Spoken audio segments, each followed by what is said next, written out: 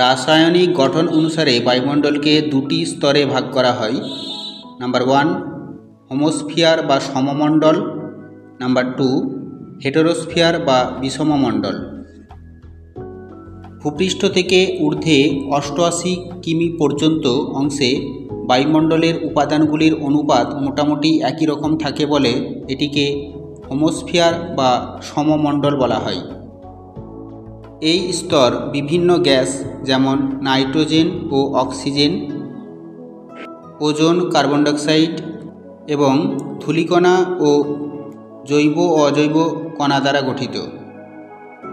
বায়ুমণ্ডলের তিনটি নিম্ন স্তর যথা ট্রোপোস্ফিয়ার, স্ট্র্যাটোস্ফিয়ার এবং মেসোস্ফিয়ার দ্বারা এই হোমোস্ফিয়ার বা সমমণ্ডল গঠিত।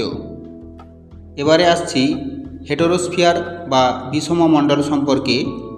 ঊর্ধ্বে 88 কিমি থেকে 10,000 কিমি পর্যন্ত অংশে বায়ুমণ্ডলের উপাদানগুলির অনুপাত একই রকম থাকে না, অর্থাৎ এক একটা অঞ্চলে এক একটি গ্যাসের প্রাধান্য লক্ষ্য করা যায়।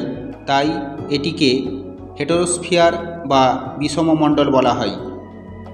এটি 4টি উপস্তরে বিভক্ত, যথা নাম্বার 1 আণবিক নাইট্রোজেন স্তর, যা 88 কিমি থেকে 200 কিমি পর্যন্ত বিস্তৃত। নাম্বার 2 পারমাণবিক অক্সিজেন স্তর, যা 200 কিমি থেকে 1120 কিমি পর্যন্ত বিস্তৃত। নাম্বার 3 হিলিয়াম স্তর, যা 1120 কিমি থেকে 3540 কিমি পর্যন্ত বিস্তৃত।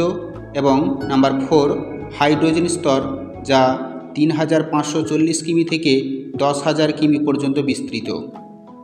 এখানে উল্লেখ্য হোমোস্ফিয়ার এবং হেটেরোস্ফিয়ারের সীমারেখা হল টার্বোপজ।